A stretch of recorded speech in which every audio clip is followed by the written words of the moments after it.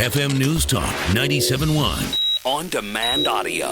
Joining me right now, as he does on the Dana Show every Monday, the president of DCI Advisory, DCIadvisory.com, our foreign relations expert, Stephen Yates. Stephen, how are you, sir? Doing well. Good to talk to you, Tony. Hey, it's good to talk to you. It's good to be here.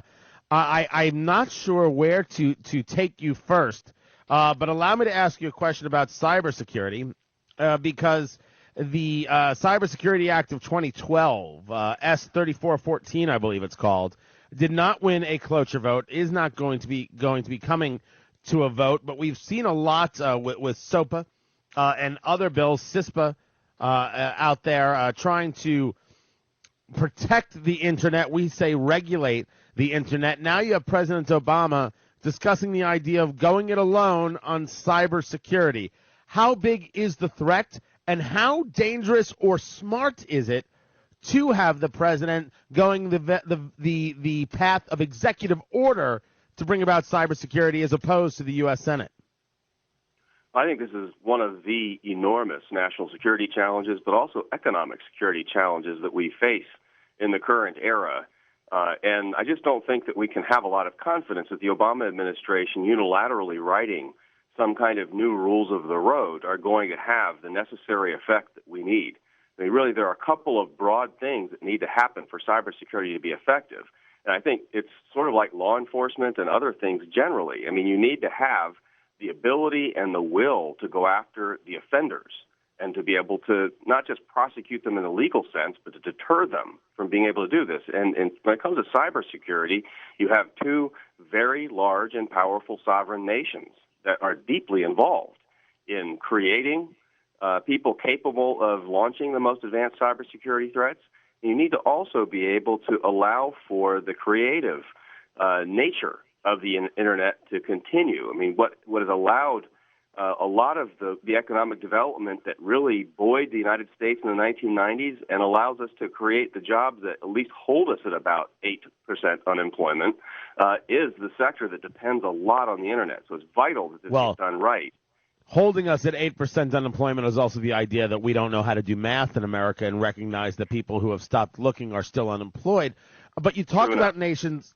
You talk about nations that are a serious cybersecurity threat. We know China. We know that China actively engages this and puts dollars towards this capability. Was the other nation? Are you talking about the United States, or is there another nation out there that we should be keeping an eye on? Russia is the second largest and consistent threat of those people who are produced in their sort of government, private, quasi-government, private sector economy that go out and launch a large number of cybersecurity threats. So if you see, especially in the private sector, the companies that go out and soak up people's Social Security numbers and important other information and create dummy accounts and create viruses that go out and mine things or take down sites, it's really China and Russia together that are the largest international threats. Are they? I would make no assumption, because I think it would be false, that the United States isn't prepared or tries to prepare or has the ability to engage in many of these same things. Is the United States just not as good at it as China and Russia, or is it just this overwhelming force coming at us? Well, I think that there is a large cultural difference that stands in the way of there being sort of a balance of power or a balance of terror when it comes to cyber threats. I mean, really, in our nature, for the most part, we don't really seek to break the rules and to steal a lot of people's private information and to try to tear down other people's economies. And unfortunately, people who grow up in these other systems don't have that same governor on behavior. And so it allows them, to a degree, a wider range of freedom to come up with different kinds of things, test them out, and the government can always deny it. And the government may be right sometimes in denying it, but there's a culture and a technical capability that they have cultivated that allows these forces to unleash. They want to monitor their own citizens. They want to monitor things that are happening in other parts of the world. And these are just sort of some of the non-nuclear ways that they can actually do things that are quite terrible and terrifying in other When we talk geographies. by the way, we're talking to Stephen Yates of DCIadvisory.com, DCIadvisory.com. When we talk about some of the things that are terrible, and I'm not trying to scare people. I think it's important to be able to put that picture out there. One of the things that I know of is of course the idea of the EMP, the electromagnetic pulse, basically through a cyber attack destroying the energy grid, the inability for you to power up. What are some of the other ways? Well, that's a big one, and that's something that a lot of national security specialists have studied a great deal over the last decade, and people have talked a great deal about it. Anyone who's lived through hurricanes, big storms, whether winter storms or recently in D.C. in the Northeast corridor, there are storms that took out power for multiple days. You get a sense of how much of our economy is dependent on-demand access to cellular and internet networks.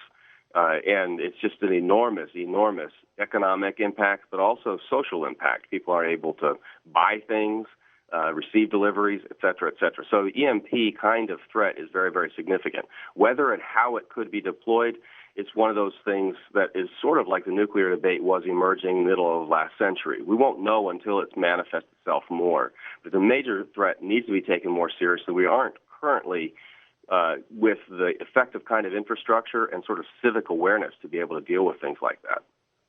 One of the other things coming out in the news lately, it seems that every week or every other week, you can be sure that Ahmadinejad is going to say something about Israel and annihilation. And you keep hearing that the clock is ticking. We're getting close. Israel's going to have to do something. What is new within the situation? Why now? And is there actually going to be something on the horizon as you see it? Well, with the situation with Iran's threat to Israel, I think it's impossible to say never in terms of what will come out of Iran. I think it's definitely true the clock is ticking, and the clock has been ticking for some time.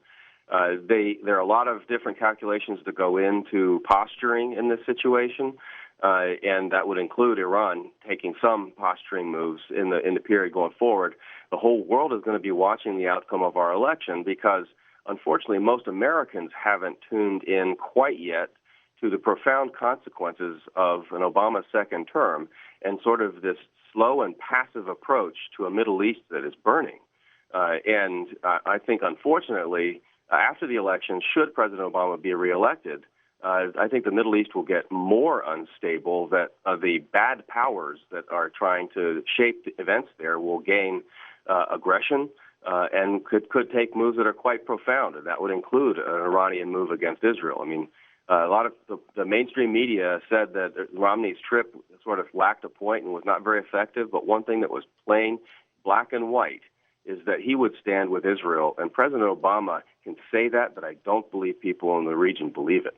Speaking of, and I have people disagreeing with me on this. I was on Fox and Friends just yesterday and ended up having a conversation with one of the people I was on a panel with on Twitter afterwards. How do you respond to the people who say Jerusalem is not the capital of Israel? Well, I would just respond to them with simple principles. Do you believe in sovereignty? I mean, even the useless and toothless institution of the United Nations says that it does. And people who are members of the United Nations generally are able to say, as part of their sovereign authority, this is who we are, this is our geography, and this is our capital. I mean, these are just some very basic elements of the international system that supposedly has been in formation for the last half a millennium. And so, to me, the capital of Israel is where the Israelis say it is. And unless you have declared war on them, you don't really get a say. So you don't believe in pointing at them and laughing out loud? Because that's what I've been doing. I think that's actually a very effective form of diplomacy, public diplomacy they call it, if you laugh out loud. Seriously, I am the next ambassador. Wait until it's President Romney. I am ready, sir.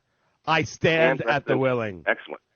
Stephen Yates, thank you so much. DCIadvisory.com. By the way, mark it. It's the first time I ever got Stephen Yates to laugh on the program. Mark the time. We'll do it again. I appreciate it, my friend. Thank you. DCIadvisory.com. Stephen Yates.